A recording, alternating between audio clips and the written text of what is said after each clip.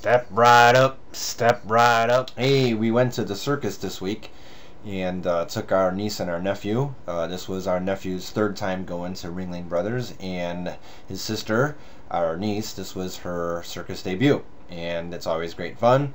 We look forward to it every November.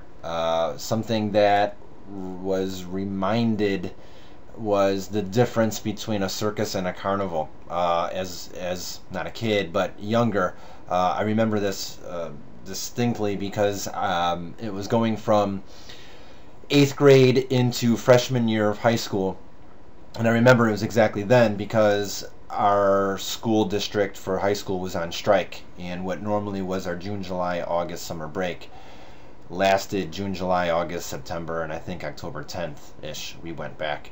And that allowed me to have a real long, real exciting summer. During that summer, I went to a true carnival. I mean, with the Mad Mouse roller coaster that, you know, you rode twice before you realized that the entire thing was put together with rusty bolts and nuts, and you have no idea how it stayed on the track. But in addition to that, it was a true carnival in the sense that it actually had a sideshow. And don't get me wrong, I understand the exploitations of it, but I am kind of glad that that it didn't go to be passé or politically incorrect before I had an opportunity to at least witness it. And it is an experience. They had at this carnival a barker who basically is the guy who is going to sell the show before you're even in. And the way that it was set up is if you paid, let's say, $5 to get into the carnival for an all-day pass for rides or you know whatnot, the sideshow was a separate fare. And anytime you go to an amusement park now, like, you know, a big one like Great America or whatever, that is really starting to come back. You know, it's like $30 at the door, but those go-karts are $5 more, and that show is $8 more. Well, anyway, so he would try to sell the show before, you know, you even had an opportunity to, you know, as you were walking by, he would sell the show. And then if you made it past him, and still the curiosity got to you, they would have these great huge canvas, hand-painted canvas banners, which I found out most recently are a huge commodity. You might know a celebrity disc jockey by the name of Mancow Muller, who has tens of thousands of dollars wrapped up in original pieces of these canvas arts, and Penn Jillette, who lives out in Vegas, has an entire room with nothing but carnival paraphernalia. The real deal. Pickled punks and canvas arts and things like that. Well, anyway, getting back to this being the real deal, they had on the inside things like, well, the most famous one that you probably would know is a gentleman that goes by the name of Popeye.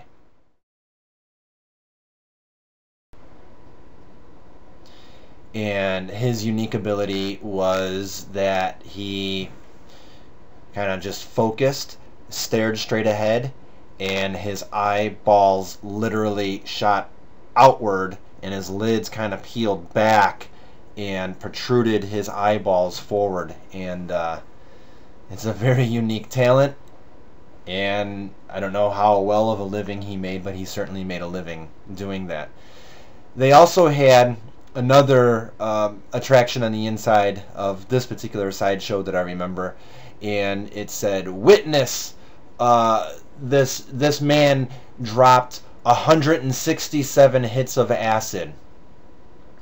And you walked up and you peered down. You were slightly elevated, and I remember it was circular, and down into this, it wasn't dimly lit, but into this lit sort of pit was this guy sitting on a chair, and he had like all these tics, and he was just kind of like just freaking out a little bit. And of course it's hogwash. I mean, 70% of it is hogwash. And I guess in a weird way, it does have an anti-drug message.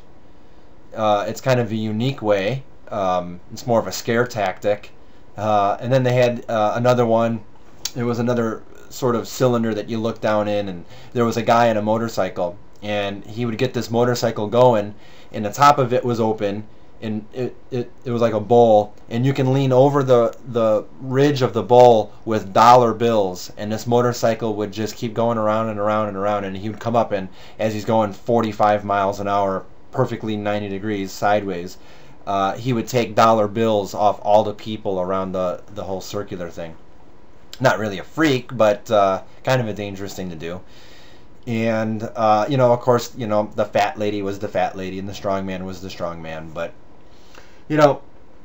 even then, even at a young age, it was just really off-putting, and it was just kind of unsettling and unnerving, and just you knew something about it was wrong. It was very seedy, and I can honestly say that everything that you've ever thought, if you've seen the movie Freaks, or if you read any, and I even think the Discovery Channel had a circus kind of sideshow presentation that, if I remember right, was hosted by one of the guys who was on Seinfeld. And anyway, that's all the real deal. I mean, those people, it was their own commune, and it was a traveling society of these people who really just didn't kind of fit in, but yet they did fit in. They fit in at work, and that's what they did, and that's where they felt most comfortable.